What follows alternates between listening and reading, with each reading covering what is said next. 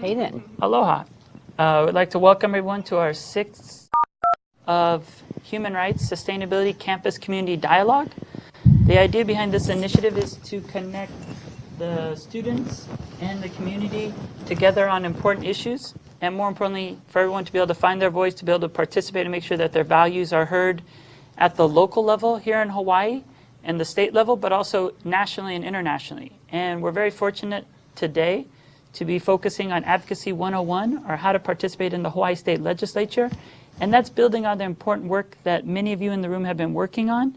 And it's also in line with global international standards that many people know about with the Convention on the Rights of the Child. We know Hawaii did adopt the Convention on the Rights of the Child in 2007, but we also know that when we're looking at this important issue, it's important to have a benchmark and a way to measure. And the rest of the countries of the world have all ratified it, except for the United States. And we think it's very important as an international standard to allow to measure how we're doing here in Hawaii and a way to move forward. We all know when we look at national standards that we're not even meeting that, but it's important to always keep in context what's going on here in Hawaii, in the United States, and then globally. Today we're going to focus first and foremost, we're going to just review how to participate. It's a very easy process. We have our discussion, and our guest from the Hawaii Public Access Room talks, and we share a little bit about getting bills passed and adopted. What we're going to look at is just have everyone introduce themselves. So if you look at today's program, the main thing we're looking at is how we can really advocate at the State of Hawaii Legislature for keiki rights. And we look forward to be able to work with everyone today, but throughout the entire session through May and then beyond, of course. And so what we'll start out with is just a brief introduction. We'll start out here at Manoa, and we'll start with Judith if she wants to, and then everyone will go around, and then we'll go to each neighbor island where we see people at, and then you'll be able to introduce yourself as well. And then we'll start with the program of her advocating for Nakeiki's rights at the Hawaii State Legislature. Judith? Hi, thank you, Josh. That was wonderful. My name is Judith Wilhoit. I'm the family advocate for It Takes an Ohana, which is a program of Family Programs Hawaii. And I'll talk a little bit at the end of this session about current issues for foster care and how you can sign up to participate with us on a regular basis. Thank you.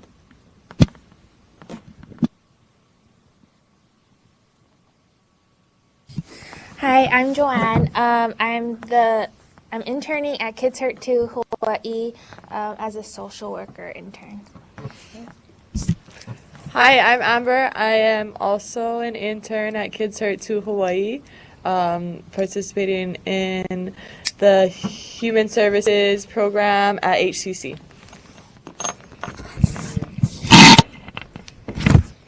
I'm Pono. I work with the Hawaii Foster Youth Coalition. I also work with Kids Hurt 2 Hawaii. All right. I'm Denise Darvell Chang, Honolulu District Health and PE Resource Teacher, K-12. Okay, thank you very much. I believe we have West Hawaii or Kona. Looks like you have 3 people. Okay, you can just introduce yourself. Hi. I'm Rebecca Transu. I'm with Family Support Hawaii, specifically the Enhanced Healthy Start program. Thank you so much. I'm Grace Miyata. I'm a social worker with Children with Special Health Needs program, Department of Health. Yeah, I think we have one more gentleman next to you who is letting everyone know it wasn't a history class. Aloha, my name is Kawila Ho. I'm the Executive Director of Neighborhood Place of Kona. We are part of the differential response system with CWS. We have the Family Strengthening Contract and Blueprint for Change. Thank you so much, Kona, for participating. We're really happy that you could, and it's one of the main reasons we wanted to have this statewide meeting today in this format. I think if we look at another campus, that we have West Oahu over on the leeward coast.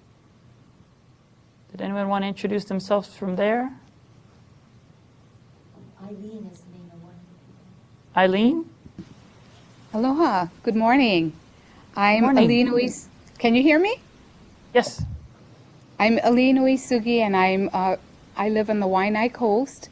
I have 2 children that I have guardianship over at the present time, and I'm very glad to be here. I'm sorry, Judith, I didn't register, but I know that you put me down, that I'm here.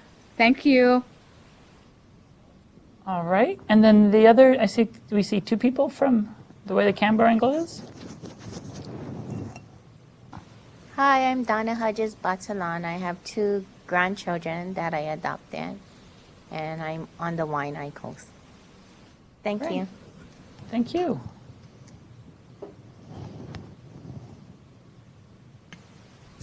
Hi, good morning. Aloha. My name is Joyce Willis. I have 3 children, guardianship. I live on the Hawai'i coast also, and this is my first meeting, so I'm very interested to listen and find out more information. Thank you. Hi, Jennifer Caroni. I'm an MSW intern at Kids Hurt to Hawaii and the Hawaii Foster Youth Coalition. Perfect. All right. I thought I saw one more person. If you'd like to introduce yourself, that would be great. And I know Jamie was at Windward for a second, so just want to try to include everyone before we start formally with the program. It looks like somebody's in Vino, or no, that's your technician. Okay. Well, I just wanted to make sure it's available for everyone. All right, we'll begin then, focusing on advocacy at the Hawaii State Legislature. And we're very fortunate to have... Go ahead. Us here at Windward. Makuit, I'm a caregiver and on the advice. It takes an Please don't hold the button down. All you have to do is hit it and once, and then it'll show you. Okay, Jamie Makuit on the advisory committee for It Takes an Ohana and a resource caregiver. I'm Jill Rabinov. I co-facilitate the support group for the Windward Side for Family Programs, and I've done some training for them, and I have an adopted daughter. Hi, I'm glad to be here. Great. Thank you so much for hitting the microphone the right way. You look perfect. It works how it exactly is supposed to. So the exciting aspect about this is we're able to connect everyone on all the different islands without having to fly to one meeting. Yes. Hi. Kapiolani's here also. Great. Excellent. So please go around the table. We can see all of you now. That's wonderful. Can you? Go ahead. Oh, I'm Summerly. I'm doing my, I'm a BSW student, and I'm doing my practicum at Family Programs Hawaii. And I'm Lori Naftel with Family Programs Hawaii. And Bridget Tokuda with Family Programs Hawaii. Jeanette DeLilise with Family Programs Hawaii. Midge Wright, representing Natutu grandparents raising grandchildren. Helen Wagner, Natutu, representing grandparents raising grandchildren. Chiomi Chow from Family Programs Hawaii. April Lum from Family Programs Hawaii. Perfect. Excellent. So good to see everyone. Hopefully you can see us as well. And how it works usually is after the last person talks, they'll remain on the screen so you'll be able to see everyone. And each room we know is different. But the exciting thing is, and I know Susanna are very open, that whenever you do have a question, all you have to do is you could try to raise your hand, but then you just hit your microphone, and then we'll know that you're trying to talk, and then we'll be able to have a dialogue. So it's exciting that it's just the real time. It's not something that you have to wait or watch something later. And so we're very happy that everyone could participate from all the different campuses. I think that includes everyone now then? Yeah. Perfect. So the main thing that we are looking at is how people can be successful to be advocates, to be able to make sure that legislature adopts bills and resolutions that really reflect the values of the constituents. And a lot of people don't really know how the legislature works. So we thought it'd be great to be able to have a small little informal meeting, to be able to ask any questions you have, and more importantly, to begin to strategize on specific bills that you really care about, so that when May comes around, we can have a much better solution. And more importantly, it looks a little bit more like what you want. And the legislature, of course, some people show up on the first day. Did anybody come to the opening day this year? Most people come because, you know, the food, and it's exciting, and people show up on the first day, but that's really just the beginning. That's only just to kind of whet your appetite to be able to be involved and be an excellent advocate. And then just, of course, this week on Tuesday, Governor Neil Abercrombie gave the State of the State and outlined his vision for Hawaii. So it's good to look at that speech and try to pull certain aspects of what he said that relates to the important issues you care about, and use that language. And of course, a lot of bills are starting to be heard, and it's in full swing down there now. It's very active, and it's hard to get rooms. But we thought it'd be great to be able to go over, how a bill actually becomes a law, go through some of the aspects you're not aware of, and more importantly, begin to discuss together how to participate. And one big part that everybody does look at is giving testimony. And of course, that's very important to go over some tips on how to give the best testimony. And we'll look at some talking points later and continue to give talking points to be able to speak with one message down at the ledge. But really, that's not the only time. And one of the important things that we do have with us by having the public access room is it's a space for you to be able to go down and participate. And they're almost celebrating 40th anniversary. Actually, 24. 24. Yeah. Amazing. And it's one of the only rooms like that in the entire U.S. It's the only. It is the only. 24 years old. So it's 24 years old in March. So it's a great resource for us, and it's a place that you can go down and participate. And I didn't know she would talk about that as much since it's her main thing, but it's been a great place to go down, and many groups that I've worked with have been very active there. The other aspect is finding out who your elected officials are, how to contact them. We had a meeting in January and I met with people, and some people said, I just never called. What do I say? How do we do it? So the main thing we want to do is just make it very natural and easy to be able to participate. And one of the easiest ways to find out how a bill becomes a law, we thought, is the I'm Just a Bill video. Yes. Has anybody seen? Leeward just joined us. They were late connecting if you want to. Okay. So great news from our technicians. We really also want to thank our technical group here at UH Manoa and all the cameras. Leeward just joined. So all we're doing, Leeward, is introducing ourselves. So all you have to do is push down the mic, and then you can say your name and which group you're with. And as soon as that's done, then we'll get into our I'm Just a Bill video. Not sure why that's not working for you there, but we just want to continue going. And as long as you can hear us, that's most important. And then please do. Oh, there you go. Okay. All right. Here we go. We don't know how to. Sorry. I'm Rosita Castillo. I'm a foster parent of the Department of Human Services. Excellent. Thank you. I'm glad that worked for you. Worth the wait. My name is Roy Castillo. I'm the foster dad for, this is my wife.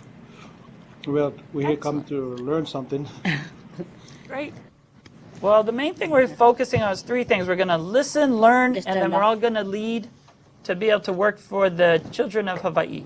So we'll now begin our short video and watch that real quick. But it's a small video that we show in political science class, but it's something I saw when I was a small kid.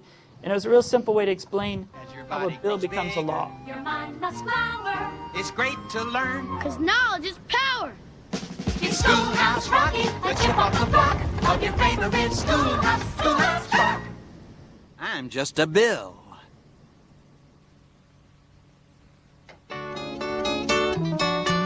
Woo, you sure gotta climb a lot of steps to get to this Capitol building here in Washington.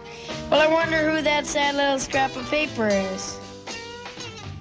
I'm just a bill, yes, I'm only a bill, and I'm sitting here on Capitol Hill. Well, it's a long, long journey to the capital city. It's a long, long wait while I'm sitting in committee, but I know I'll be a law someday. At least I hope and pray that I will, but today I am still just a bill. Gee, Bill, you certainly have a lot of patience and courage. Well, I got this far. When I started, I wasn't even a bill. I was just an idea. Some folks back home decided they wanted a law passed, so they called their local congressman, and he said, "You're right, there ought to be a law." Then he sat down and wrote me out and introduced me to Congress, and I became a bill. And I'll remain a bill until they decide to make me a law. I'm just a bill, yes, I'm only a bill, and I got as far as Capitol Hill. Well, now I'm stuck in committee, and I'll sit here and wait while a few key congressmen discuss and debate whether they should let me be a law. I hope and pray that they will, but today I am still just a bill.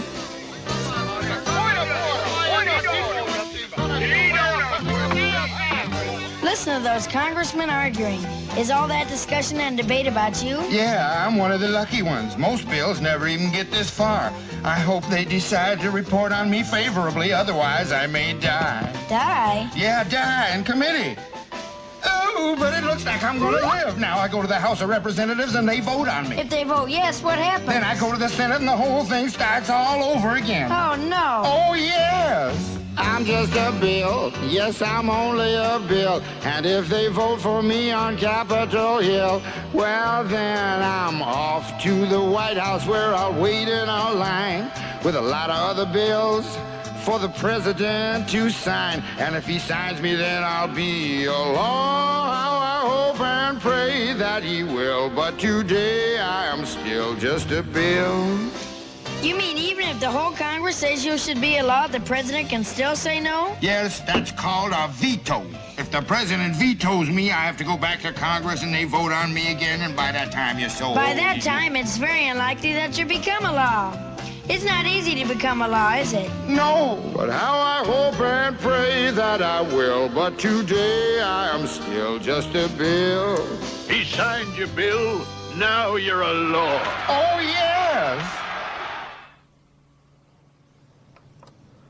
All right, so that's a small, cute little cartoon version of what's happening. And this is what we really want to do is we already know there's some great ideas that have made it into bill form.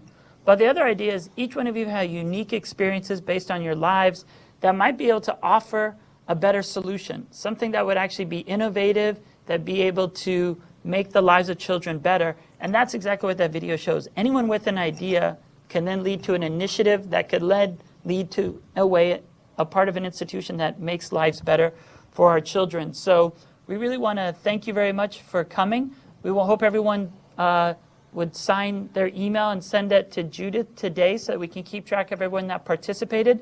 But more importantly, it'll be a coalition of names that will be able to get people to alert you as things come up. And there's so much to really share about the calendar. And really, I've been fortunate to be able to participate down there, but the true expert is sitting right next to me. And we really want to thank you for coming and speaking and sharing. And we'll talk with you again as soon as she's finished with her presentation. But I'd like to hand it over to you. Thank you very much. Thanks.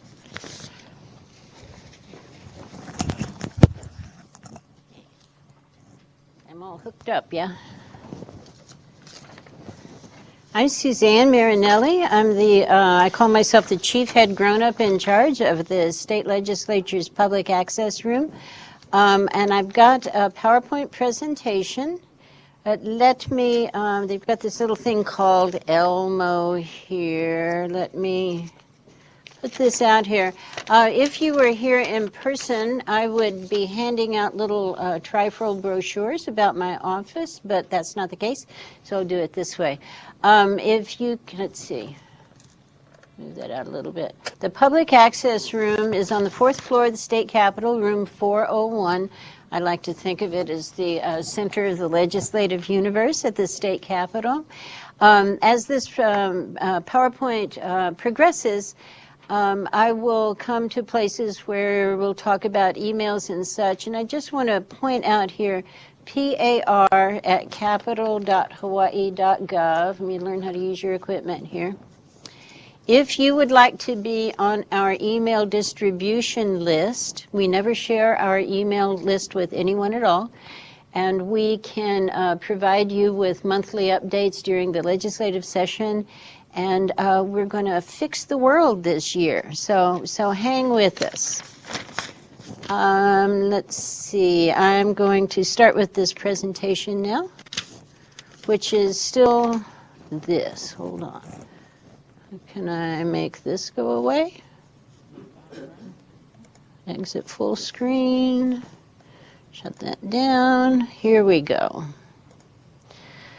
I like to call our presentation We the Powerful because it's incredibly important to me that we all understand and recognize the fact that we are the authorities in our lives. Josh was talking briefly a little while ago about the expertise that we bring to any discussion, and we really are the experts in our lives. I'm just so grateful to be able to do this presentation today for many reasons, partly because I'm passionate about the work that we do at the Capitol in my nonpartisan office, but I'm also a survivor of profound violence as a child. In the 1950s, when you're taken away from the home by the police in the middle of the day, you know there's been a problem. And so foster care saved my life. And thank you, anyone who's ever been a foster parent. And after I was in this extraordinary foster home, I was raised the rest of my childhood by my grandparents. So that resonates with me as well. And then, of course, I got my first foster child when I was a bride of 19. My most recent little foster baby is now 43 years old, and she's still my little darling. So it's just get me all weepy about this. So we the powerful, we are the ones who know what we're talking about.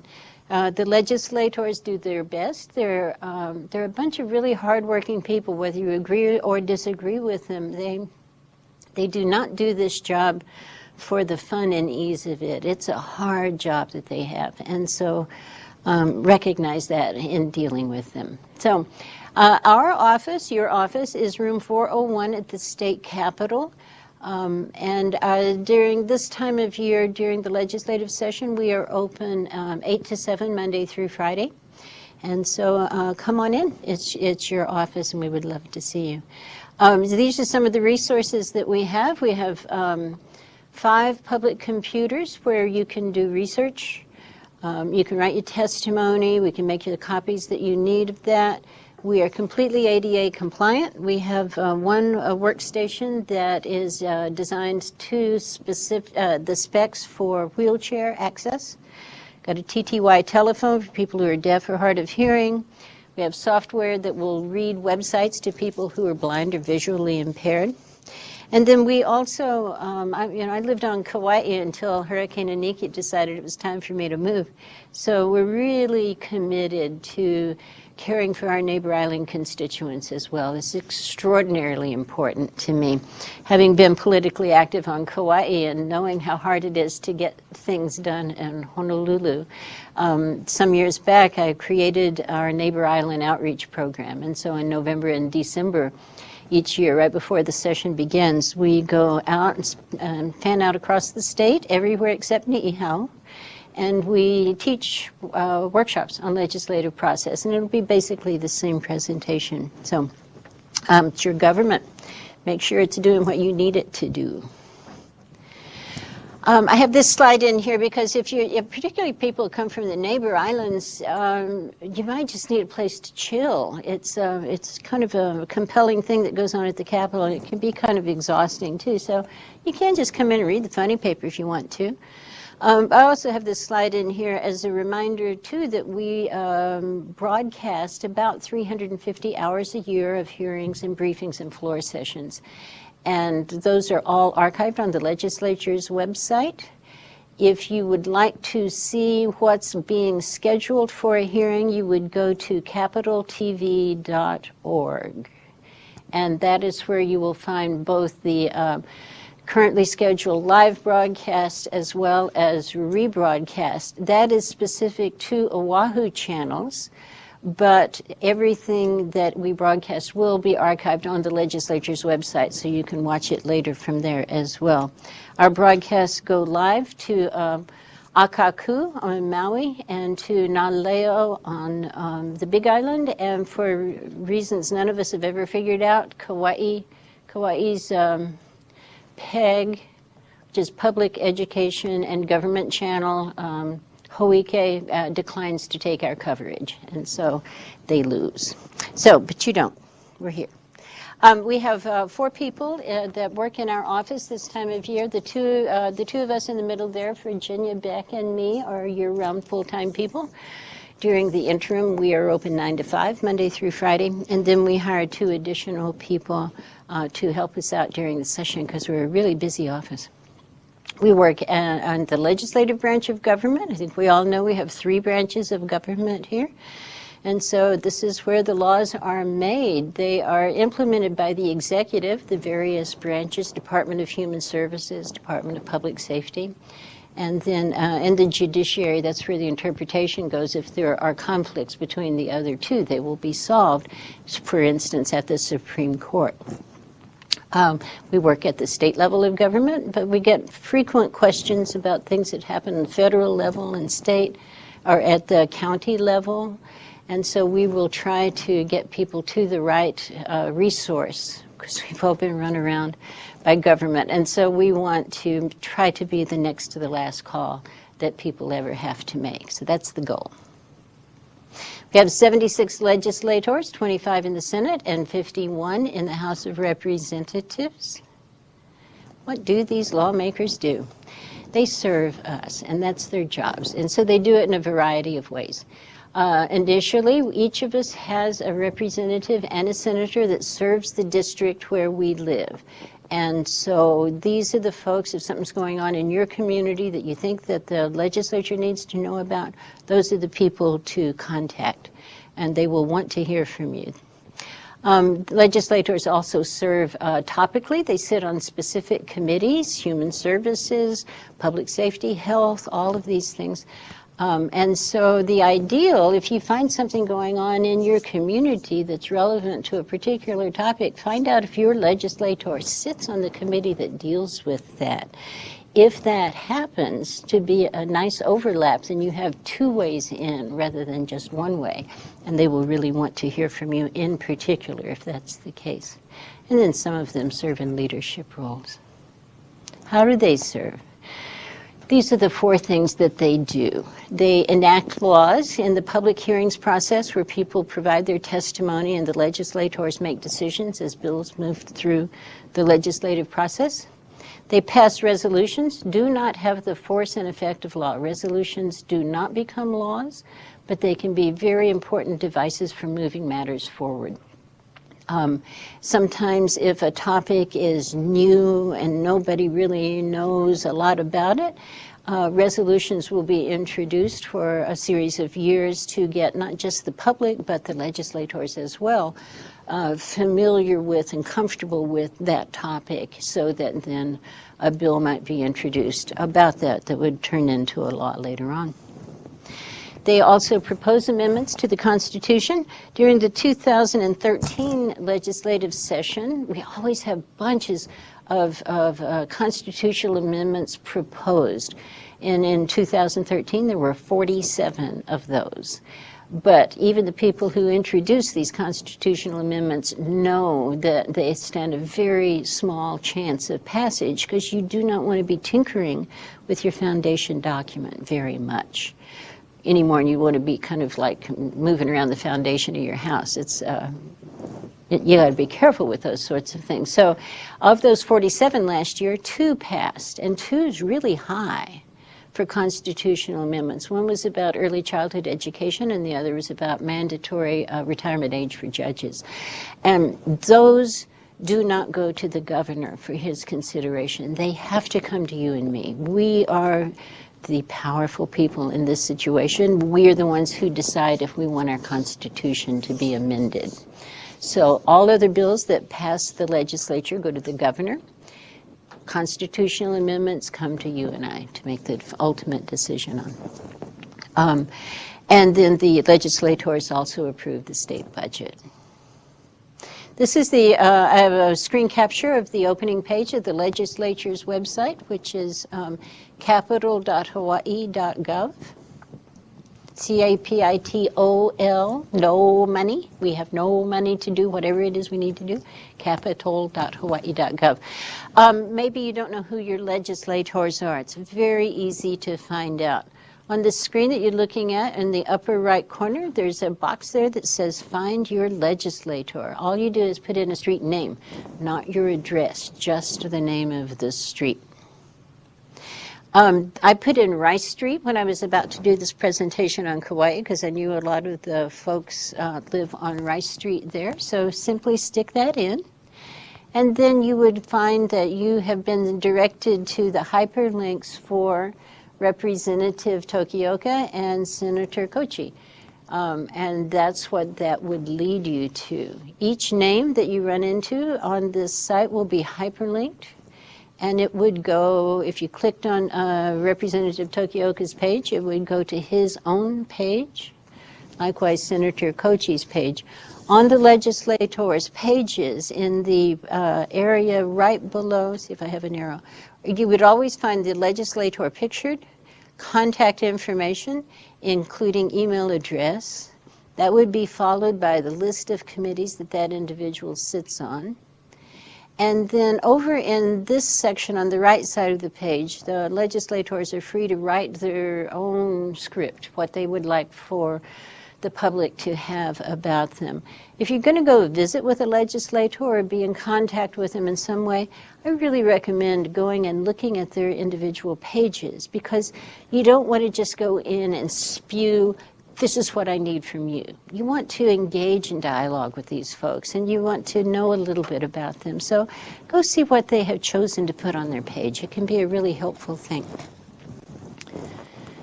And if you want to see all of the legislators or who sits on specific committees, we have that access as well. There are 6 magic buttons in the middle of the legislature's homepage, and they're circled here. The lower left one is for legislators.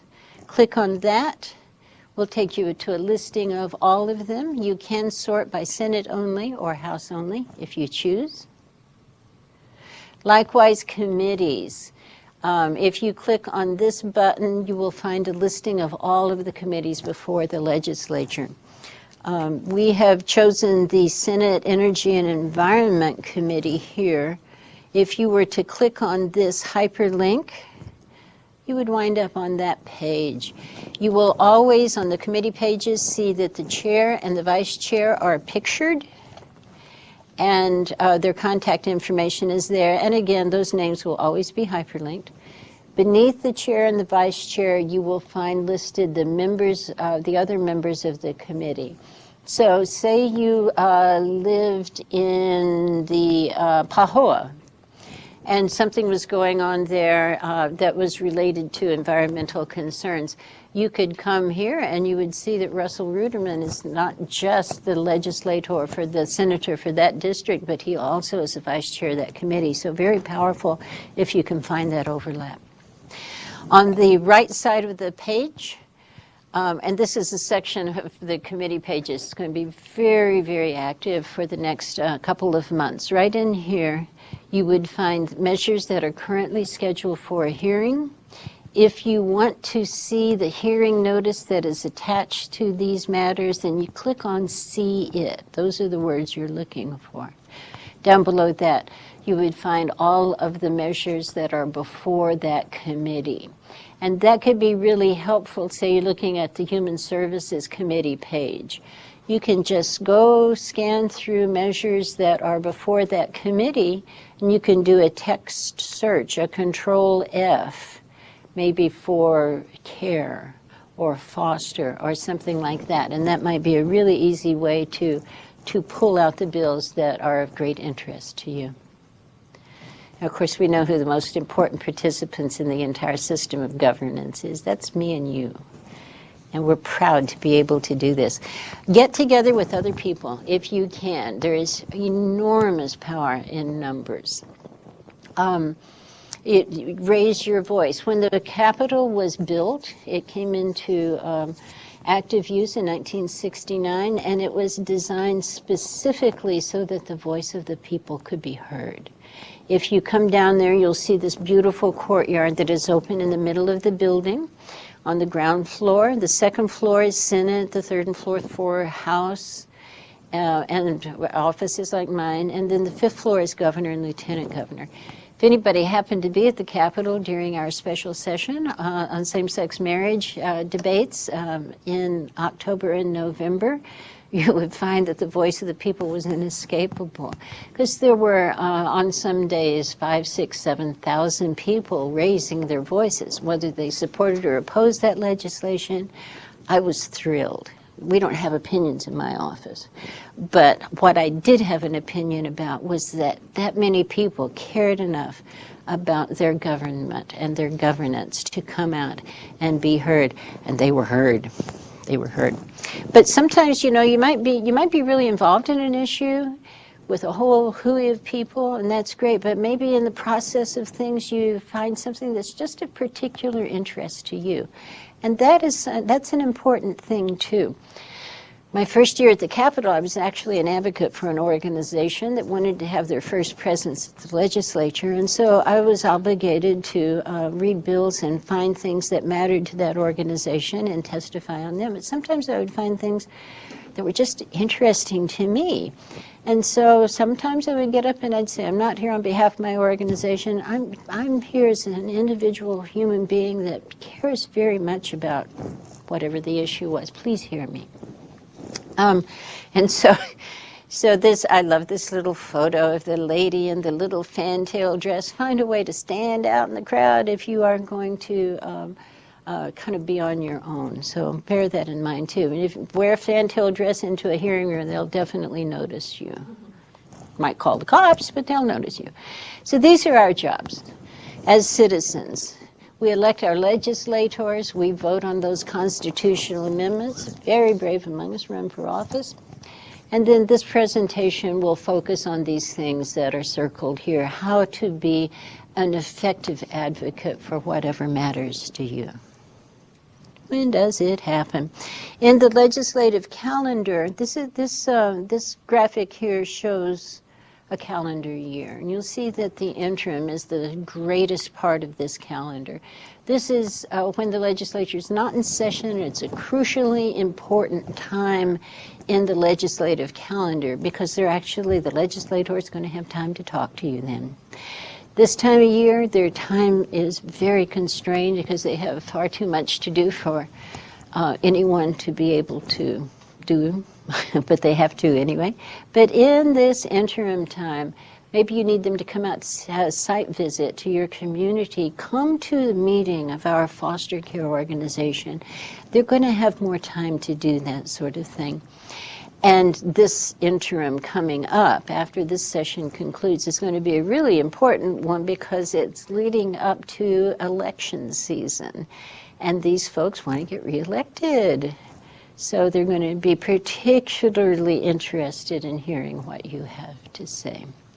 Each little pie slice here represents a major deadline in the legislative calendar, and it can be just astounding how quickly things move and how complicated the schedule is. I'm going to put this little graphic up here, and I don't think we can see it all, but hold on with me here. Talk to Elmo.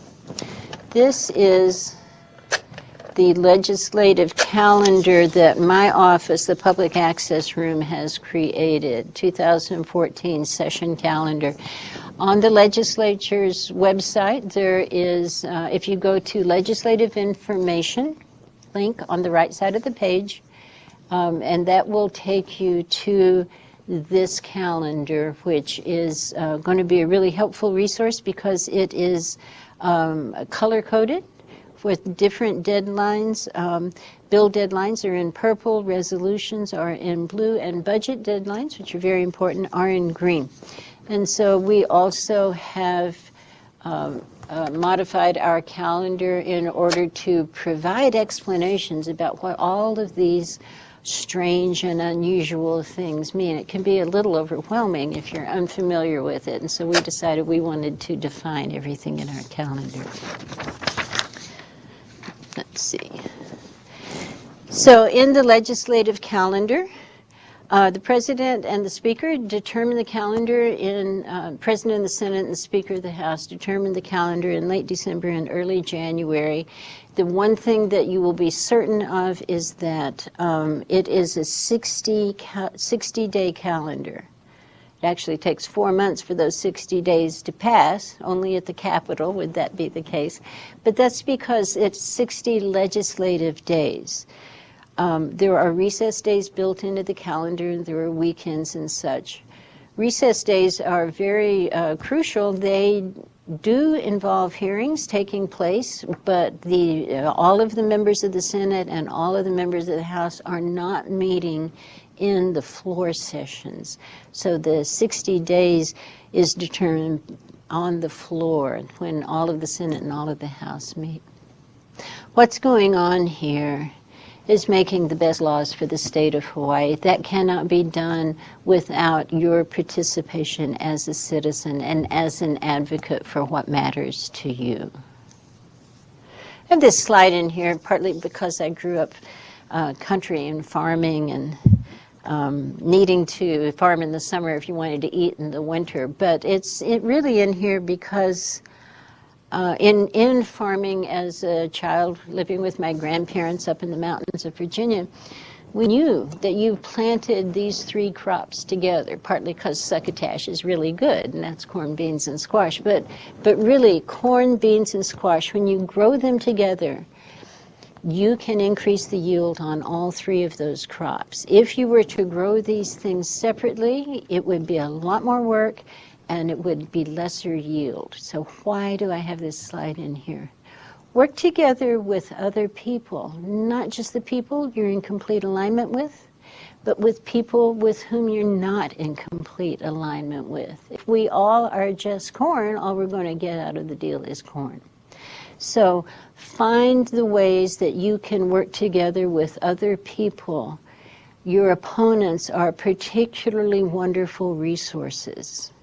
Think of your opponents as resources and find the commonality. You will have something in common, I promise you. There will be something. And so once you find that area of common agreement, then you can mutually plant that seed in common soil and grow an understanding and a solution that will work both for you and for them.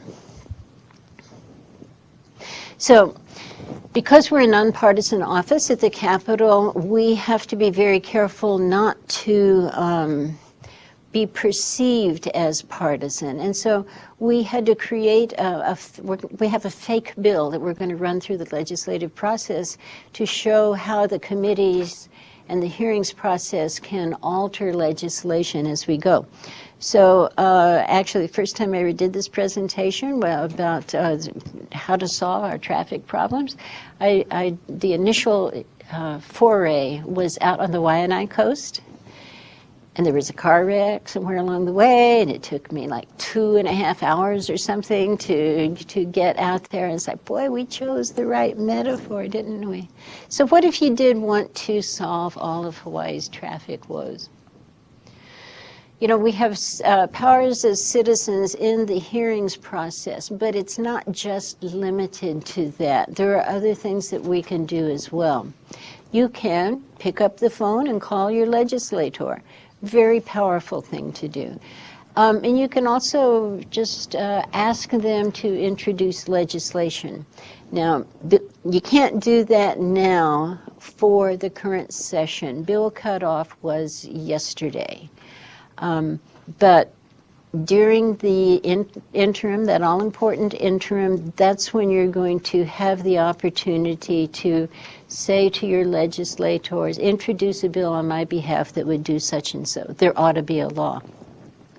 The example I often use is the year that I sent a letter to my representative and I said, please introduce a bill on my behalf that would make it illegal to switch lanes when you're in a traffic tunnel or when you're approaching it. Because if you have a fender bender or some sort of an accident, then there's no place for anybody to go. So these are things that you also have as power. So maybe Betty here, she wants to solve our traffic problems. Let's introduce a bill that would make bicycles mandatory for everybody in the state. That'll solve it, right? So who would you go to? Your own legislators are good places to start. Your representative, your senator. You can ask them both. It's very common for identical legislation to be introduced in the House and the Senate. It kind of increases the opportunity for that measure to pass. But maybe you're not completely aligned with your legislators on whatever the issue is that matters to you. Or maybe you also want to go to the people who sit on specific committees that deal with those things. Chairs of committees are very powerful people. That's a good place to start. And then you can research and find out who has been involved in these issues in the past, and those would be logical people to go to as well. This is obviously we need to update this, don't we? This is the calendar from January of 2013.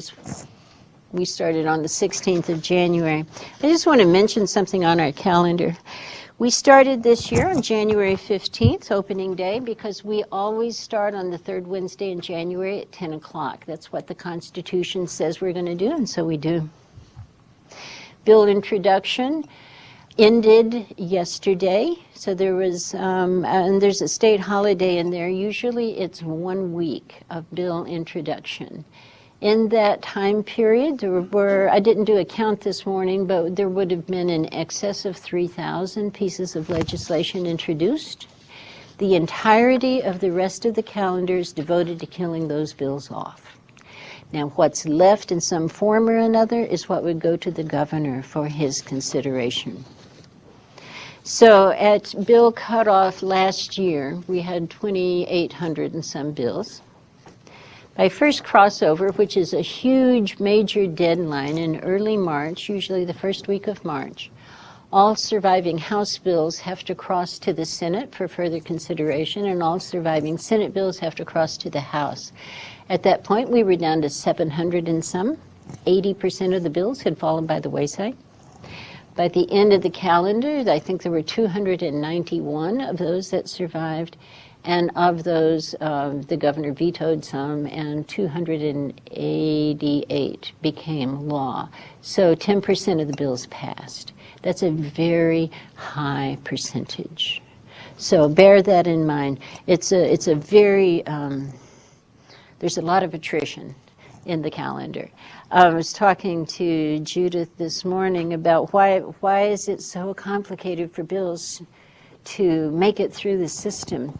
Well, if it were really easy, just imagine how many millions of bills we would have, not all of which would be really healthy or helpful or hopeful for us. So think about that. No magic to bill numbering. House bills start with HB. Senate bills start with SB. They are numbered in the order in which they arrive on the clerk's desk. This would have been the 1243rd House bill in 2009. This is what's going to happen to any bill if it's going to make it through the system. It's going to be given committee assignments. In between going to those committee meetings and being considered by the legislators in committee, there are what's called readings that take place on the floor of the House and the floor of the Senate. This is the committee of the whole, all of the members of the House, all of the members of the Senate, having the opportunity to check in with what's going on in the committees and moving the matters forward or sometimes holding them back.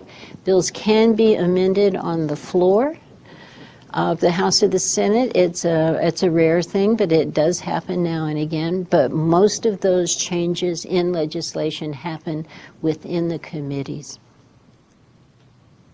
One version only of a bill will go to the governor for his consideration, and then he has the opportunity either to sign a measure into law, allow it to become law without his signature, or to veto it.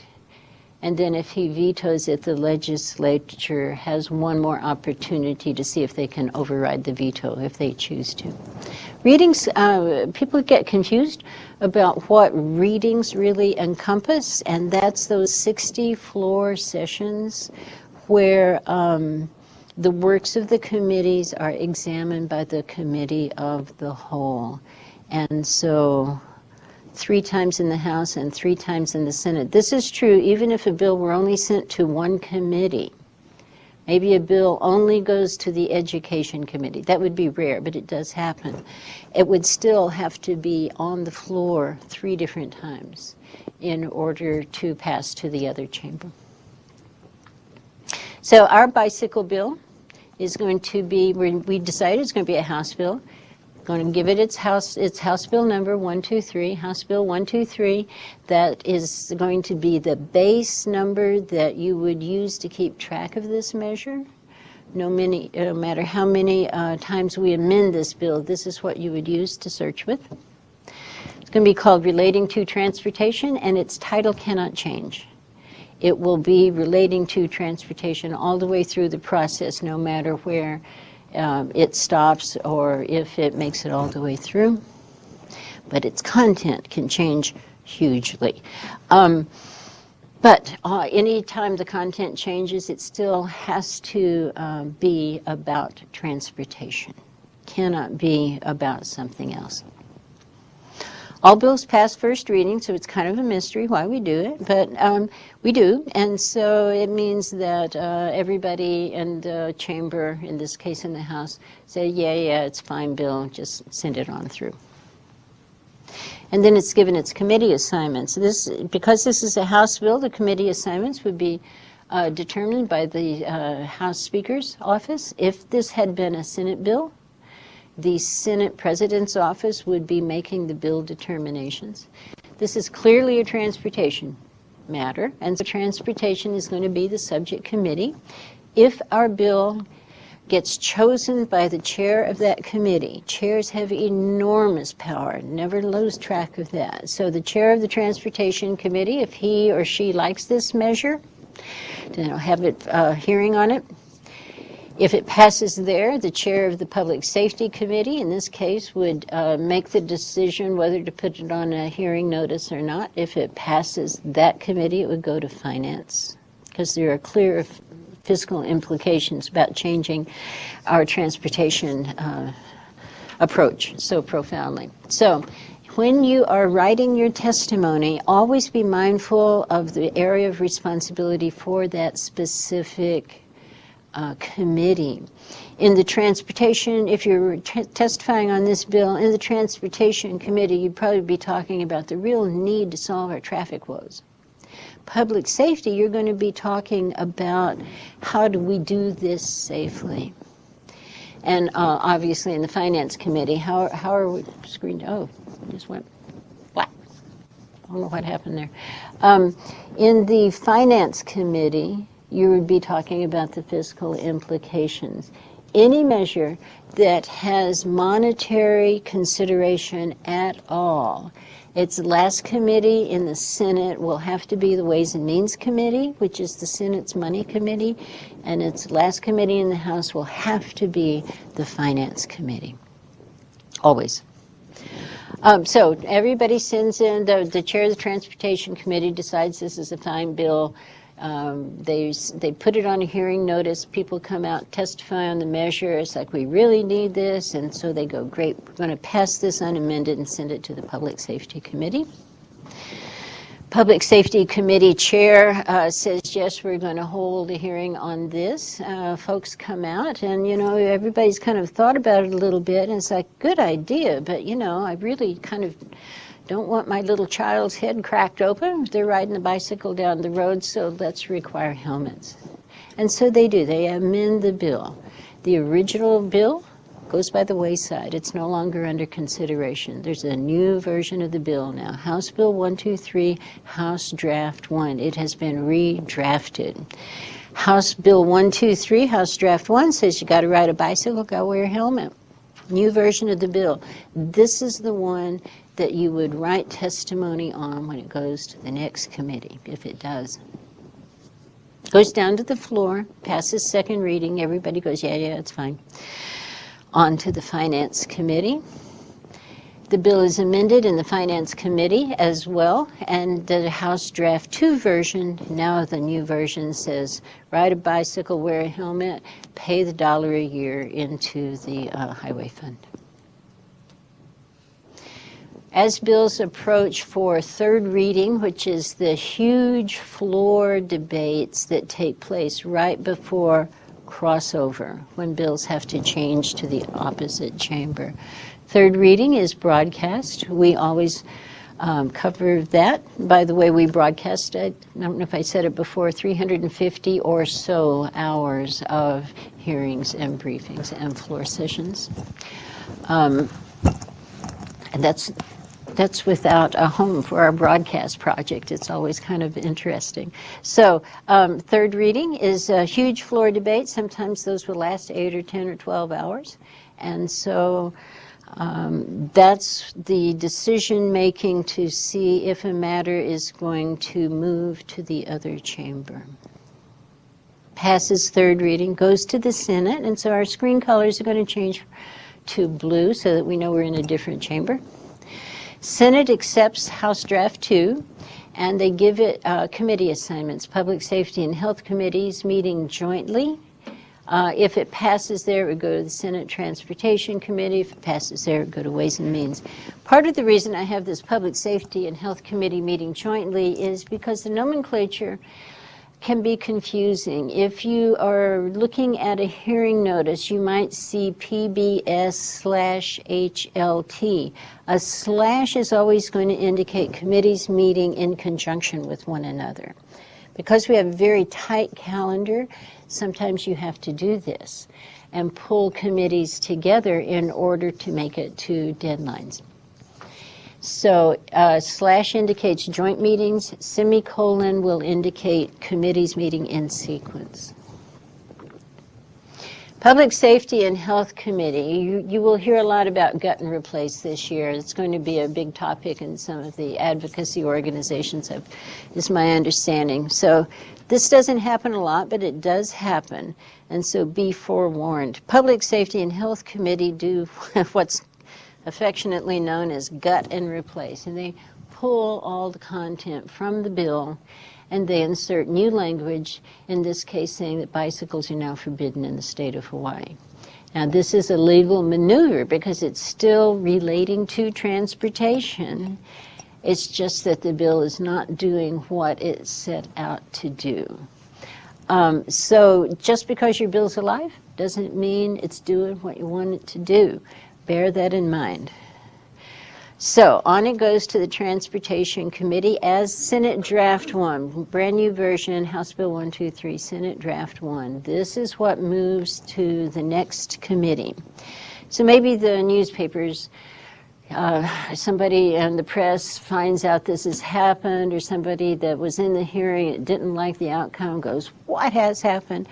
Word gets out, and so when the bill goes to the next committee, Senate Transportation Committee, they go, oh my goodness, what happened here?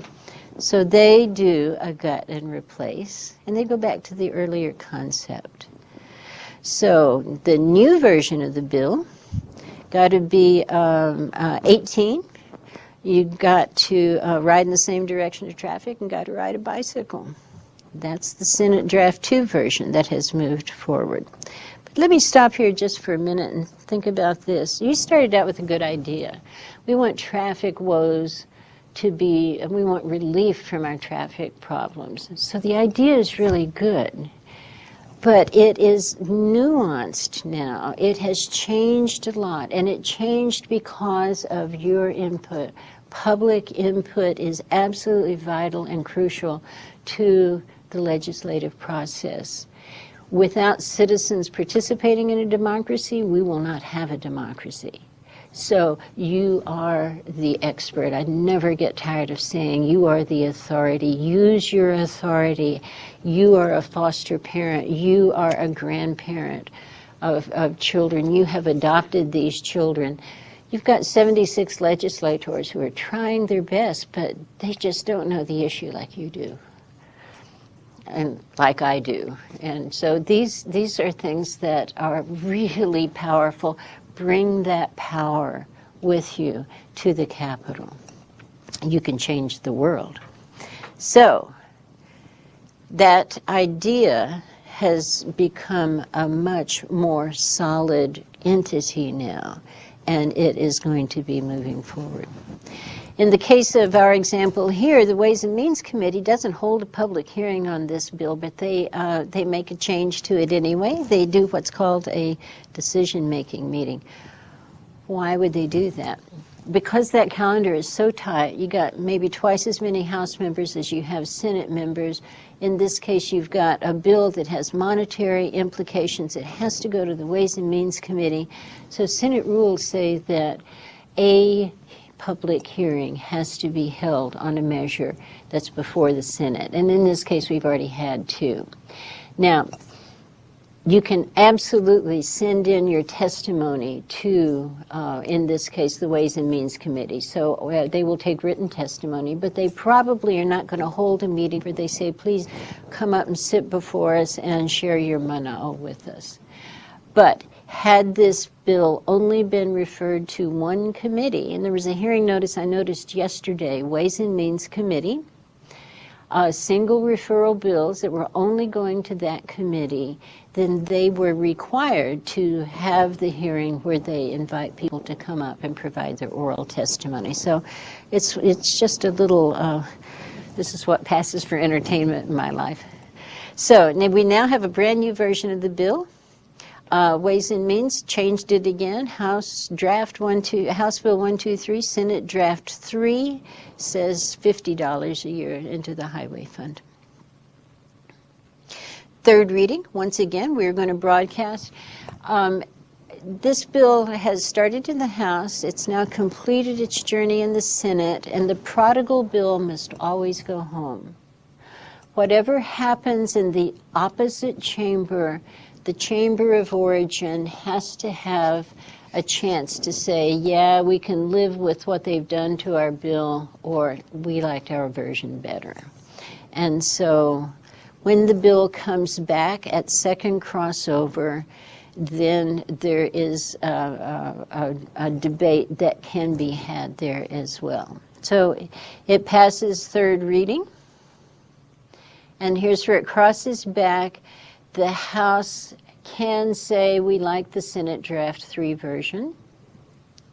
Love this photo.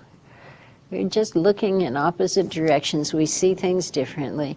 And so if the House and Senate, if the House decides they like their version better, then the House and the Senate have to sit down and come to some sort of an agreement if this bill is going to move forward. And so conferences can be called on matters. And so House members, select Senate members will sit down and decide whether or not they can come up with a compromise version of this bill. Now, who's going to sit on a conference committee? There would be somebody from the subject committee, the transportation committee is clearly going to be there. And they try to get somebody that hasn't heard this bill from a fresh perspective. Who's not going to sit on a conference committee ever is anyone who voted against this bill anywhere along the way. You've already said you don't like the bill, then you're not going to sit on the conference for something you don't like.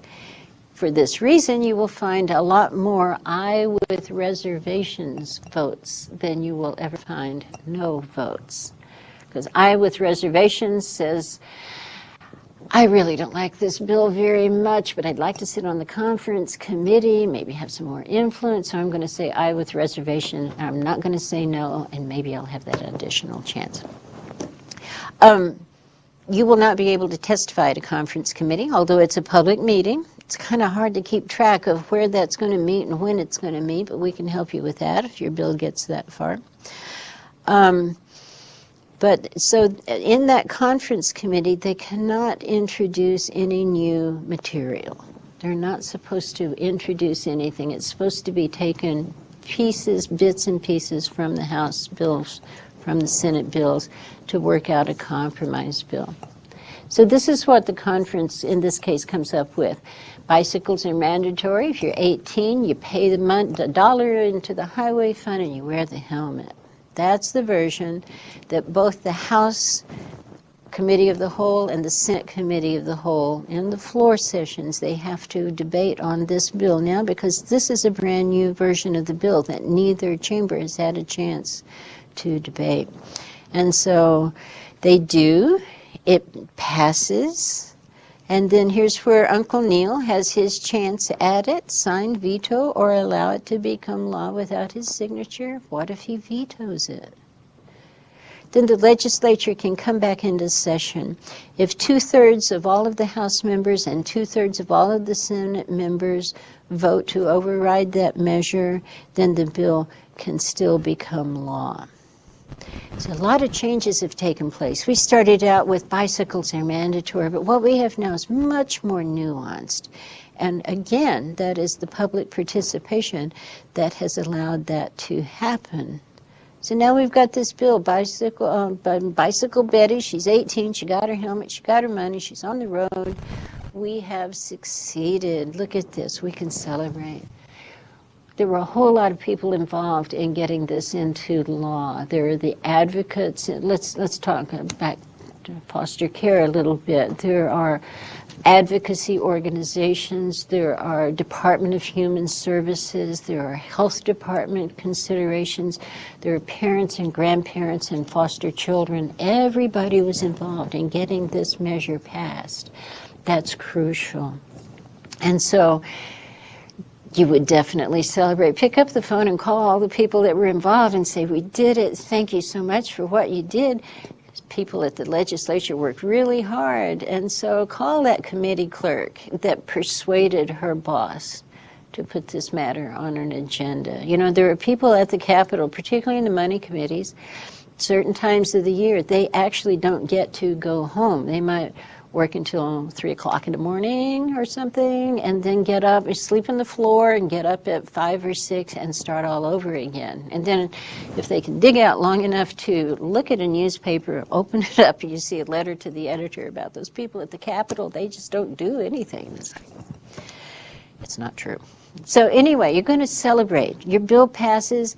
Takes a long time to get good legislation passed. If it happens in 1 year, that's really rare. Bills die all the time. Ideas never die. Hold on to that idea. This is most likely what's going to happen to your beautiful bill, since at least 90% of the bills fall by the wayside. The bill's going to die. You're going to be so bummed out. So what can you do?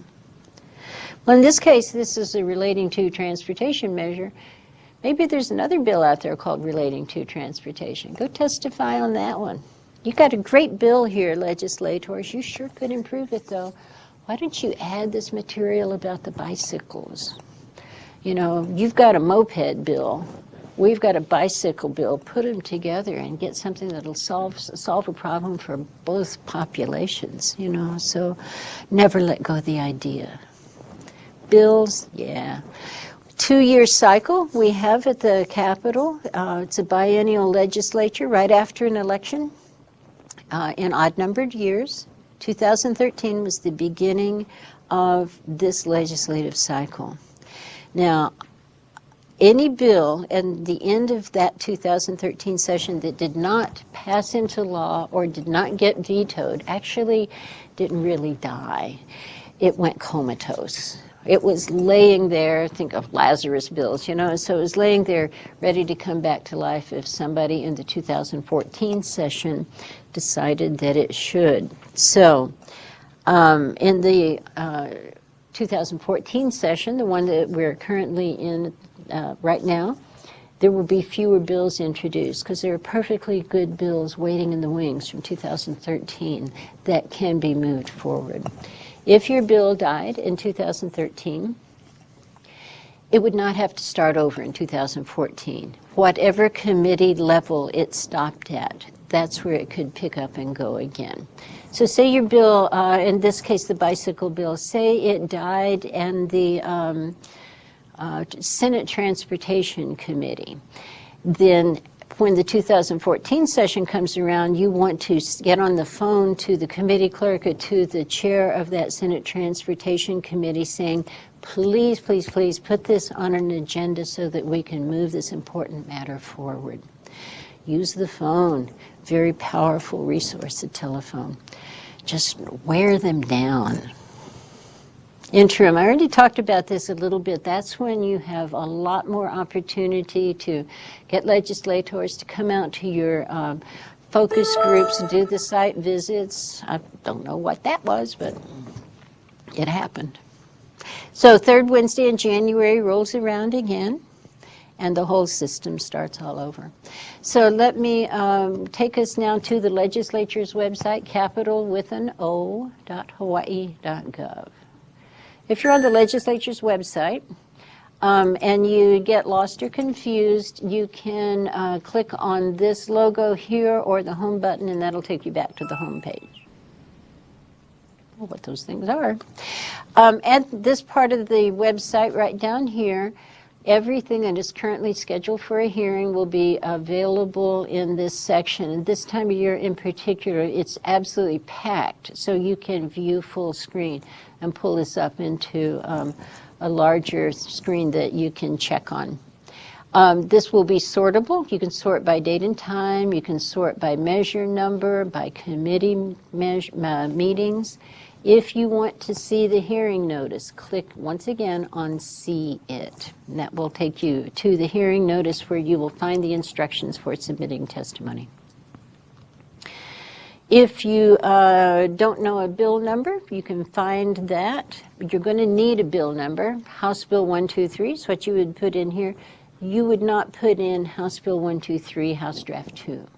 Just the bill number it was born with. So. And you're going to need that, but maybe you don't have that. So do a keyword search. Bicycle. BICYCL asterisk. It's going to pull up bicycles, bicycling, bicycle. So use the asterisk. Very helpful. Hearing notification. This is an important resource that, particularly if you're tracking multiple pieces of legislation, this is going to just completely simplify your life. How do you use it? In the upper right corner, you will see a little hyperlink for sign in or register. You want to register with the legislature in order to have added access to particular pages. And so you initially register your email address and whatever your password is.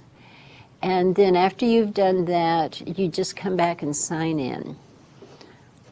That's going to change these three top buttons, change them from blue to orange, and that's how you know that you're in. You're in with the in crowd now. So what's the purpose of that?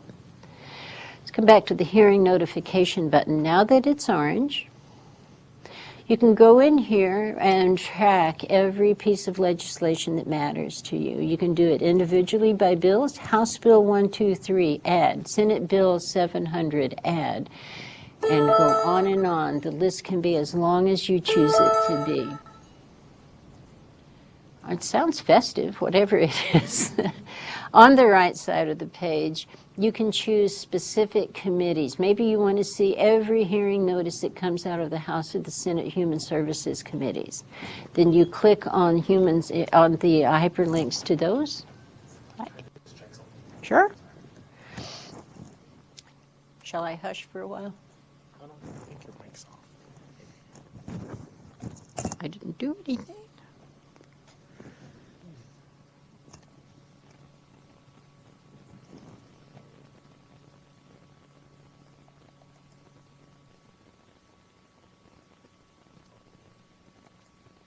What just happened? The computer just letting me know that it wants to update. But It wants to update, yeah. Timing is everything, isn't it? you can just ignore that. Okay, I was anyway. Okay, so on the right side of the page, you can just click on the box of the committees whose hearing notices you want to receive, and you will get an email. Bear this in mind with that tight calendar. There's 48 hours notice usually that a hearing is going to take place, and you have to have your testimony in 24 hours in advance. So really tight turnaround time. That's why this is going to be really helpful. So you're not going to have to go searching all the time. Up front, you're going to spend a lot of time probably sticking in the individual bills that you want to track, but after that it's going to get much easier for you.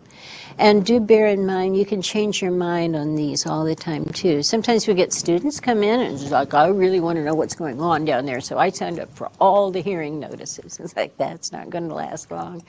You're going to go back in and change that in a hurry. So after you have signed up for these hearing notices to come to you, you want to do measure tracking.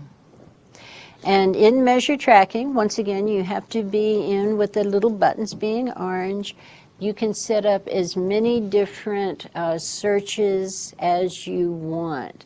In this case, these are from our office a couple of years ago, the legislation that we were tracking.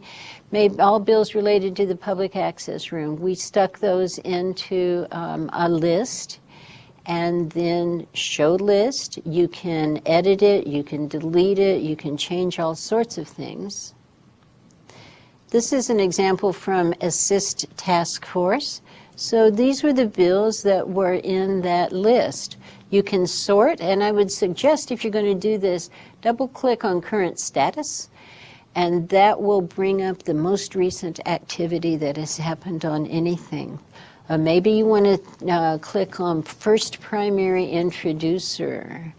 Who was the person who really was the champion of these measures? You can sort by that too. Here's the really good thing about this. You can export this into Excel or into any other similar resource. When you do that, you can add notes. You can manipulate the information however you choose to, and then you can save that Excel spreadsheet and email it to all of the people in your Hui. Your notes might say, Fred, you testify on these measures. Ethel, you testify on these. Bam Bam, you've got these. So you can use that however you wish. If you get stuck on that, give us a call and we'll help you out. Judith.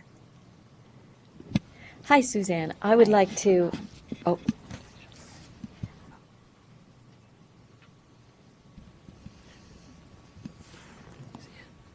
We're forming a committee to study the issue. Yeah. Hi, Suzanne. On testimony, Josh and I wanted to go a little bit into detail about that. Or well, actually, I had some points I wanted to make. And for people who are interested in the foster care issues, on the ETAL website, we will have links to things that you've talked about, like the legislative calendar, and then we will also have bills that FPH and ETAL are tracking, and then we'll have talking points and sample testimony for the bills that ETAL and FPH are actually advocating for that year. So I wanted people to know that, because that's one of the pieces that sometimes we have our people have gotten caught up on, is how to write testimony. Absolutely. And what to say. So to help in that vein, we will have talking points and examples. Excellent. And then in just a few slides, I have a slide that will give an outline of how to present the most effective testimony. So thank you. That's boogie. So this is Bill, this slide right now, let's see, we come back from this. This is a bill status page. Every bill and every resolution has its own page on the legislature's website, and it is an absolute goldmine of information. If you look at this, the big fat bill number at the top of the page is always going to be the most current version of the bill, and that's the one that you would be testifying on. You can click on this, it will take you into the text of the measure. Probably more effective, click on the PDF version, and that way you will see the bill as it is lined out with the line numbers on the pages exactly the way the legislators would be seeing it in a hearing room. You can submit testimony directly from a bill status page. So let's look at this section of this a little bit. Most current version of the bill. You can click on this or click on that. This measure title would not change through the entire process, but just to keep things confusing, though, if it's a resolution, the title can change, but we're not going there today. Description right here. This description will be your little quick version, quick way of seeing what this bill actually does. Think of this as Cliff Notes. You will see that this reflects this version of the bill. Down here you will see that Senators Solomon and Dela Cruz, their names are in all caps. Senator Kochi's name is not. Why is that? This is another way that our lives are so entertaining at the Capitol. When this bill came around to Senator Kochi to sign on as one of the co-sponsors of this, he did not underline his name. But what it really means is this: Senator Solomon is called the first primary introducer. And so if you have issues with this particular piece of legislation or need to talk to somebody who's been very focused on this measure, she would be a really good place to start.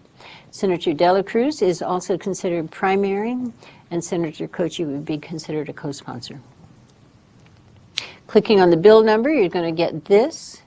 Clicking on the PDF version, it's going to look like this so that you can follow along. If the legislators in your hearing room and the legislator says, you know, I'm concerned about something on page 3, line 2, this is where you would go to see what that's being discussed.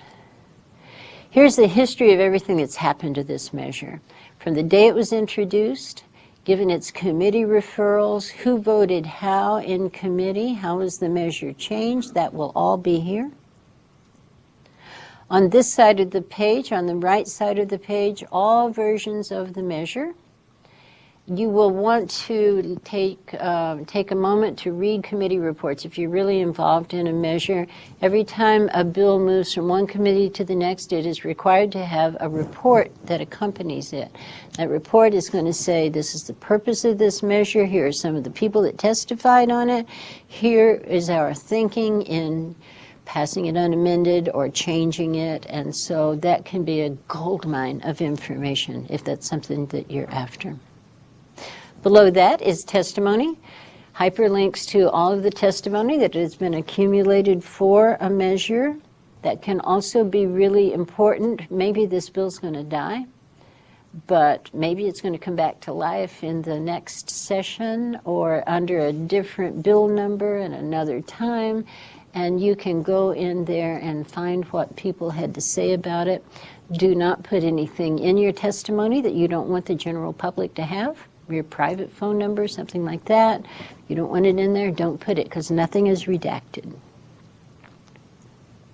Reports and lists, and the lower right button is, we could spend 8 or 10 hours on the resources available in reports and lists, and I won't go into this in great detail, but I will say on keyword search, that initial, when you're searching on the front page, if you might find lots and lots and lots of stuff about a particular topic, you might instead want to come over here and do a subject search. And that would only search bill titles and initial descriptions. And so you could narrow searches that way too. If you get stuck on any of this, I keep coming back to this, call us and we will help you through it. Back here, this was one of the things that was here was bills that had crossed at first crossover. After first crossover, like I said, about 80% of the bills will be dead. And that's when you're going to start finding out what the legislative session is really about. Most of them have fallen by the wayside. Now is the time to get that laser-like focus, and this is when things are really going to start rolling. So once we clicked on the link to bills that passed first crossover, and then this list as well could be exported into Excel.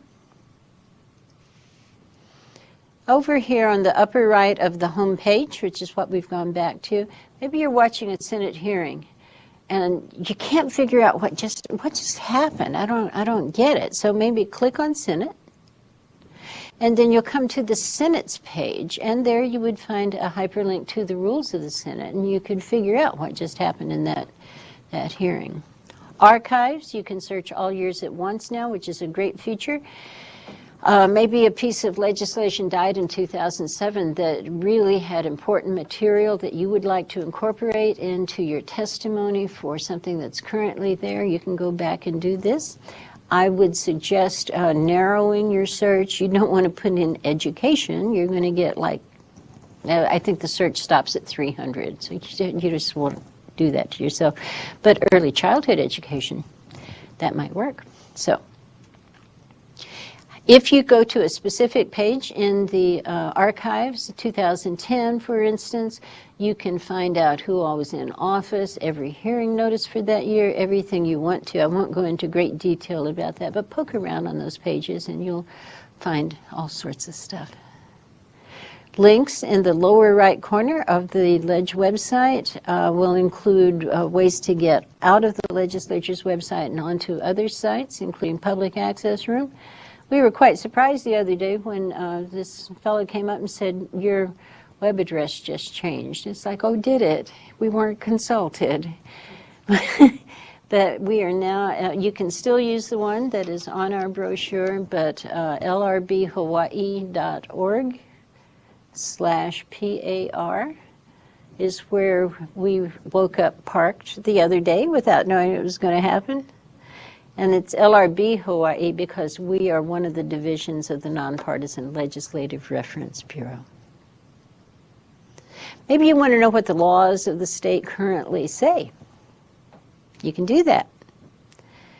In the lower left corner, Hawaii Revised Statutes, these are the laws that currently exist in the state of Hawaii. And you can search them a whole variety of ways. And there are some search examples there too. Use that asterisk, bicycle, bicycles, bicycling. That will all be pulled up if you do it this way. And so you can do text searches through the index and supplemental index. But what we're going to do is look a little bit at browsing. Maybe some person comes up to you and says, you just got to go read Chapter 291C, Section 146. You won't believe what's there. It's like, how would you go about doing that? Well, here's how. You would browse. We have 14 volumes of laws in the state of Hawaii. So 291C is going to be right here in Volume 5. By the way, the U.S. Constitution and the state constitution, those are all in Volume 1. So if you want to go see, get that constitutional underpinning, that's where you would go. But we want Volume 5. So this is directory driven, so we would click on the hyperlink to Volume 5. And we truncated this image because you don't need to see the entire thing. But 291C, we would scroll down to the hyperlink to 291C and click on that. Then what I tell people to do is rather than going directly to Section 146, you could do that, but you might be missing the context. What is this whole chapter about? So I tell people, go click on the very first link, which is where you're going to find your table of contents. Click on that first. You would see 291C is the statewide traffic code, which is where it's logical to find your bicycle material, right? Then go down and click on your hyperlink to Section 146. And this is when you discover that it's actually against the law to ride a bicycle without at least one hand on the handlebars. Who knew? It's the law. So that we were all common criminals. We were 10 years old, because your mother's not going to be looking all the time. And, it's tempting. So right here it is. A person operating a bicycle shall keep at least one hand on the handlebars at all times. It's the law. So right here, what does this gibberish at the end mean? In the legislature of 1971, Act 150, I have no idea why C stands for Act, but it does. Act 150, part of Section 1, created this law. It was amended in the legislature of 1984 by Act 273, Section 13. A lot of information, yeah. We can help you out. If you want to get on our newsletter distribution list, send us an email, par@capital.hawaii.gov. Run through some of this really quickly. How do you get involved? I've already said pick up the phone, call, write your testimony, send an email. Email's heavily overused, so a phone call is perhaps more effective. You want to get something done? Input effective, whether you're writing testimony, sending a letter, sending a postcard, whatever it is, get to the point. One page, use your own words, be courteous. Up front, I support, I oppose. Here's why. Always include your contact information, very important. Testimony is a specific thing. You only offer testimony when a hearing notice has been posted, where you will find the instructions for how to submit that testimony. I already said time is very tight. 48 hours notice usually, and usually you have to have your testimony in 24 hours in advance. The bottom portion of a hearing notice is going to give you the instructions on how to submit your testimony. Choose one way. Do not send your testimony all 3 or 4 ways, because they've got a lot to read and they don't, you don't want them irritated that I already saw this 3 times. So this is a really good slide right here, and we have this as a handout. On the Public Access Room's website, go to information sheets and you'll find a whole series of really useful documents. This is helpful. Here, you're going to need this, the name of the committee, you want the name of the chair of the committee, your bill number, date, time, and place of the hearing. That's all. You got to have that stuff. And here's your opportunity to shine. This is where you're going to say, I support House Bill 123, and here's why. Put in there the number of people that are involved in your HUI. I am David so-and-so with such-and-so organization with 5,000 voting members in the state of Hawaii. 5,000 people are backing up everything I'm saying right now, so very important. Explain your reasons, include your facts, get in, get out. The legislators don't have a lot of time, so be really focused. Think of all of your communications as poetry rather than prose. And then your name and contact information. Tell them 3 times what you're going to tell them. I support House Bill 123. I support this important measure because blah, blah, blah, blah, blah. In closing, please join me in supporting. Now, you can support and oppose at the same time. Maybe you like sections 1 and 3. Say that. And then I oppose section 2, and I think you should replace it with the following wording. Do that. Submit it one way. You can submit it directly from the Ledge website and with the little orange button. If you do that, stick in your bill number here, House Bill 123. And that's going to populate the date, time, and place of the hearing if the hearing is actually scheduled. If the hearing has not been scheduled, you will not be able to do this. And you do not submit testimony until a matter is scheduled for hearing. If you have letterhead that you want to become recognized by the legislators, pull up your letterhead, write your testimony, save your document, and then upload it right here. If you just want to say what you want to say, stick it down here in additional comments. If you're going to testify before the committee, remember this. Sometimes it can be really intimidating to people. I haven't testified before. I don't know how to do this. These are just such regular people, and treat them like that. Treat them like your next door neighbors. Tell them a story about your beautiful bill. Here's why I really think this is an important piece of legislation. Make them interested in what you have to say. Short and sweet. I'm so-and-so, such-and-so organization. I support, I oppose. This is what I would like you to do. I was at a hearing in 1995. This guy got up to testify. He started out by pounding his fist on the table. You knew this was not going to be a happy moment. And the first words out of his mouth were, I know you're all a bunch of damn crooks. Let me tell you what you're going to do. Well, his bill died. Don't tell them they're all a bunch of damn crooks. It won't do you or them any good. And just don't exaggerate. You will be lost as a resource if you do. Get together with other people. Really, really pay attention to the people with whom you are in opposition or who see this issue from a different perspective. Fast turnaround time. I have a question. Okay. Should the oral testimony, should it be the same as the written, or is it better it's different? That's such a good question. Thank you for asking that. If your testimony that you submitted was short, there's no problem with reading it, but if you can make your oral testimony more conversational, that will be really helpful. And you really don't want it to be very long. I know that some committees, Carl Rhodes' House Judiciary Committee is limiting oral testimony to 2 minutes. And they've got a timer in there. So it really depends on who the chair is and how they're running it. But be prepared to really condense your material.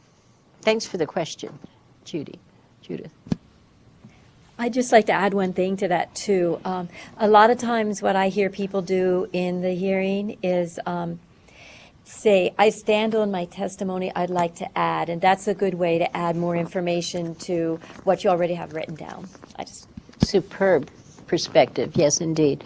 Form testimony. You can do it. It's not going to be as effective. You know, somebody sent one of Virginia in our office, somebody in her personal life sent her this thing, said, click here and submit testimony. It's like, nobody's going to pay that much attention to that. Testimony does 2 things. It will convey information that's factual about this or that perspective on a piece of legislation, and it will convey information about numbers of people who support or oppose. Form testimony only does the latter. So if you have a chance to click on this button and we'll submit testimony for you, instead of doing that, get out your own little thing, write your 2 or 3 lines. That will be read. I've been a committee clerk. I can guarantee you testimony is read. Form testimony is not. Within a reasonable time, like the next day or a few hours after the deadline, go ahead and turn your testimony in anyway. I love this slide. There is no known cure for the political virus. Once you get it, you got it. You're going to have it for the entire rest of your life and celebrate the virus. What are you going to do to keep the symptoms from killing you? You're going to be an active participant in your own governance for the rest of your life. That's not just going to benefit you, it's going to benefit us all. You're always welcome in our office because it's your office, public access room. And this is how I always end. This is the true story of how a bill becomes a law. Take a moment just to look at this wonderful cartoon. So all you wanted was a tree swing. But we all have different ways of seeing things, and so there are at least 9 different perspectives on how this matter should unfold. Here's my favorite. Have you ever been in a newspaper article? They got something wrong. I'm sure they got something wrong. They didn't do that because they're evil people. They did that because they're as pressed for time as the rest of us. But of course, what goes with as reported by the media is as understood by the public. It's like, whoosh, I don't get it. I don't know what was going on. All we wanted was a tree swing. So bring a little lightness to your work. Remember that this is deadly serious work, and particularly in the area of foster care, it can be a life and death matter. I know this personally. And so you can come to the legislature dressed in sackcloth and ashes and really be depressed and depressing, and they're just going to want to run from you. So be engaging. Tell them a story. Make it personal. Make it real. And that will fix it. And all we really wanted was the tree swing. And that's what you're going to get when you take your own governance into your own hands. And we're going to fix the world this year. That's all I got to say. Thank you. Yeah. Done. Any questions? Hi. I would just like to ask if there's any questions in the neighbor island from Suzanne.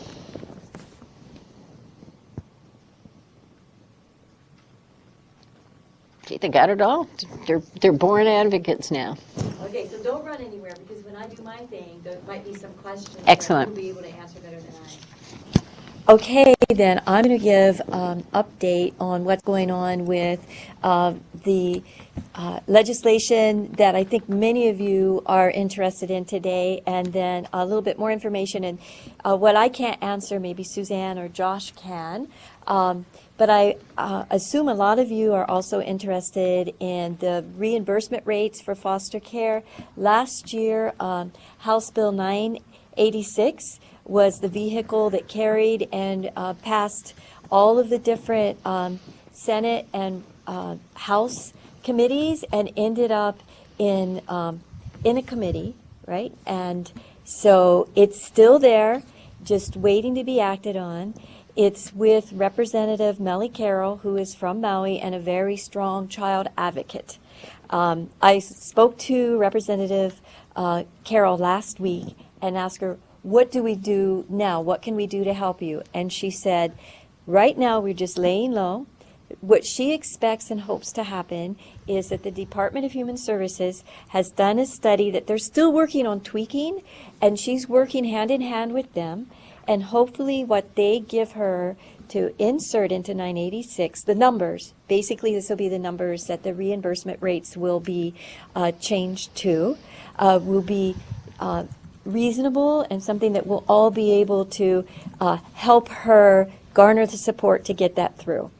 And Suzanne, please correct me if I'm wrong. I believe the way we garner that support this year, once that's come out with the representative, there won't be, I don't believe there'll be testimony to be written or that sort of thing, but it will be a time to call our local representatives, because this is going to be asking for, millions of dollars to be added to the state budget. So I'll be working with Suzanne at the access room and with Representative Carroll to find out what are the most effective actions we can take, and then I'll be letting all of you know. And like Suzanne had mentioned, sometimes it's like, wait, you're waiting, and then hurry up, because the time that the action needs to be taken related to the time that the action needs to be taken by is very short.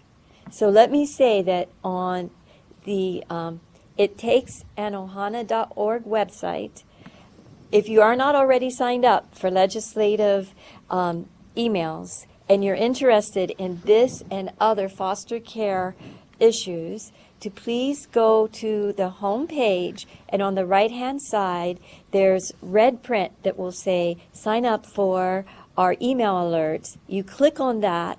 It just asks you to put in your name, your island, and then there's a list of things that I can send you information about, and on the top is legislative information. If that's all you're interested, just click on that, and that's the only emails you'll receive, and you will be first to know when we get word from Representative Carroll's office of where we're going with this. So please, I know we'd said at the beginning of the session that if I have your email, it will be on that list, but actually when I was thinking about it, there's some people in the room and some people in the other rooms on the neighbor islands who aren't here so much for advocating for the foster care, but like DOE and such. So if you want to be on my alert list, and please go and sign up today at ittakesanohana.org, and then we'll get information out to you. Also on that website, I will have, last year what we did, it was pretty effective. Because last year we had great cause for celebration, because we were advocating for two different bills. One was the bill that would extend foster care voluntarily to 21. And like Suzanne and Josh have said, it's all about teamwork. There were lots of people who came together, and that bill was one of those astonishing ones that got through in 1 year. And so there's a lot of celebration for that. So what we did last year was for that bill and for the reimbursement rate, was I would send out emails to those who had signed up and were interested, and I'll give you all the steps you need to take, and I will give you talking points. But we really want people, like Suzanne said, to put in their own stories, to speak to their own individual situations. And then also I want to go back to what Suzanne said about being courteous. We want to use peaceful language. We want to talk about what the needs are, but we want to be very respectful, and we want to be very peaceful. So I think the voice of the resource caregiver, the more that we have, the more powerful it will be. And we showed last year a really strong united front of very respectful, caring individuals, and we want to keep that going. So with that, I will see if there's any questions from anybody in this room or in the other rooms. Judith, hi, it's Jamie. I just wondered if there was any update on if there was another bill introduced, because wasn't DHS going to, as opposed to our bill being amended, there was a suggestion that they might just submit a new bill? And the deadline was yesterday. Can you hear me? Am I on? I think I am. Okay. When I talked to Representative Carroll, she said that there were a couple of bills that were going to be introduced, but she said she's asked people to lay low on those because she really wants to make 986 the vehicle that this happens with. So she's asked me just to lay low and let her figure this out in the next week or two. Because 986 is in a position that if it can be the vehicle, it can be happen in a much more timely fashion. Thank you.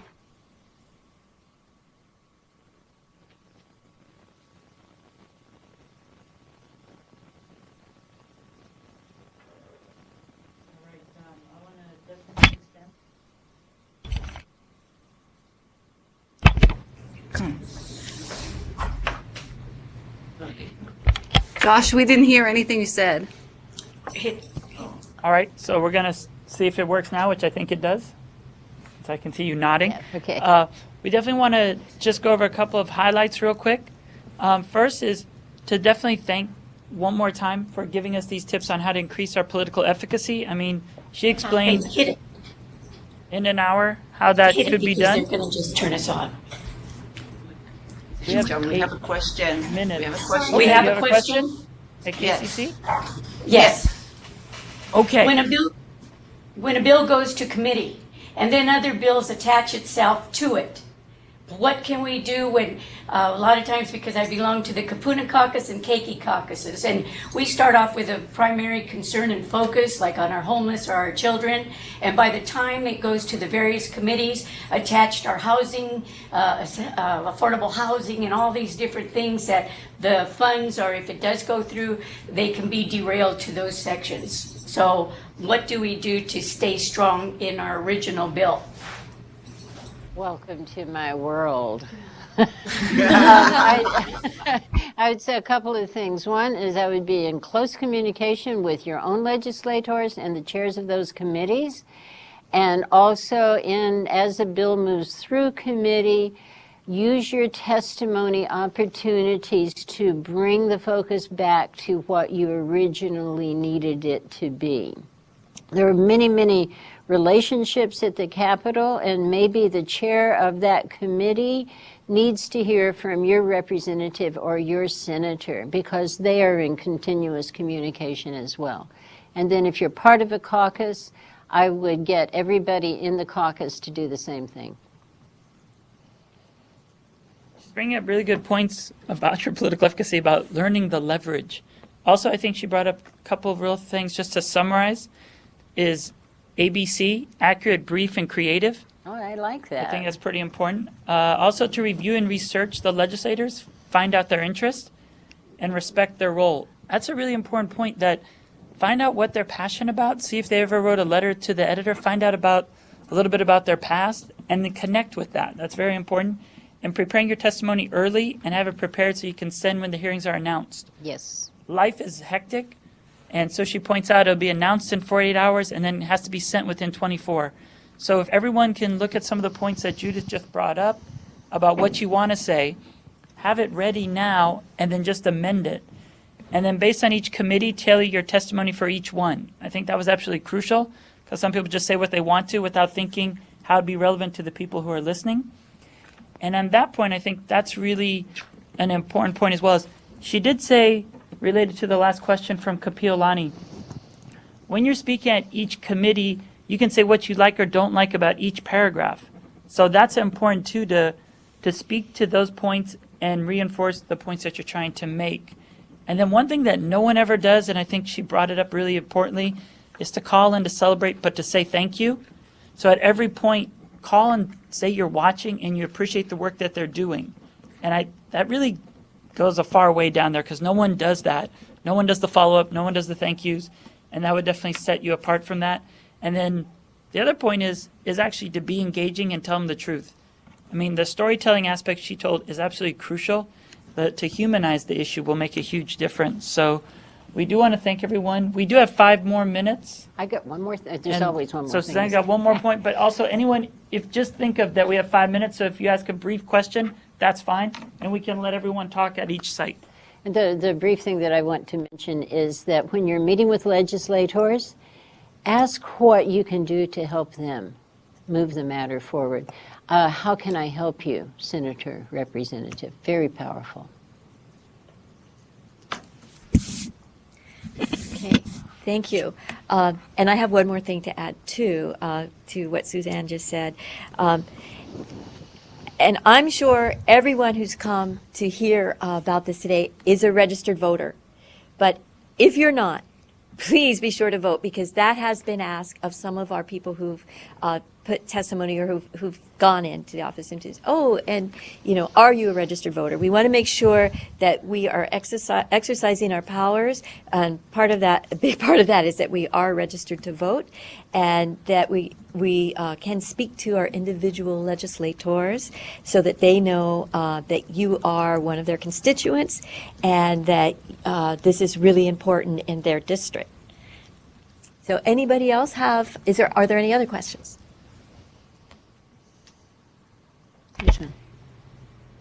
Yes, Kapil. I had a question. Can children send in written testimonies? Absolutely. And a very quick example of that, we all recycle our cans and bottles now, yeah? The reason Hawaii has a recycling law at all is that in the year 2000, the kids, 10-year-olds in the island of Molokai had it with cans and bottles on the beaches. They had a very engaged and engaging teacher. She worked with the chair of the House Energy Environmental Protection Committee.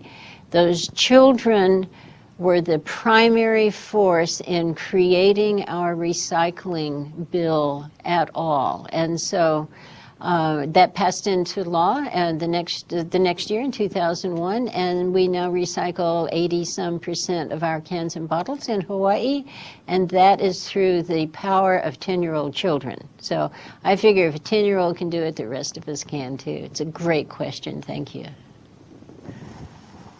One last thing, too, for follow-up is we do have Human Rights Day on March 6th. Yes. So if you would want to have a booth there, any of the NGOs or nonprofits that you represent can have a booth.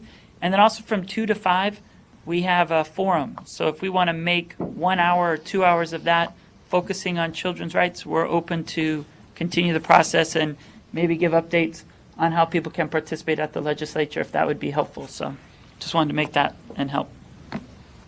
Great. Great, wonderful. See, we're going to fix the world this year. Right. That's right. So we do have 1 more minute. So if anyone has a brief comment, if not, we'll just say thank you to everyone at all the different sites. Well, I had a comment. Hi, it's Jamie again. I was just thinking when we were all introducing ourselves how powerful that actually can be. So in your testimony, for instance, instead of just saying I'm a resource caregiver, maybe talking about the length of time that you've been a resource caregiver. And Aileen, I was thinking about you specifically on just using a line like, I've had 100 children pass through my doors. Wow. Or something to that effect. It's just that personalized face of your testimony means so much, as opposed to, hi, I'm so-and-so, I'm with such and such, and I support this bill. It's just telling them who you really are. Thank you, Jamie. That might be the last word only because we have 9 seconds and the screens will freeze, but we really do want to thank our main speaker and also all of you for participating, and we'll see you next time. Aloha.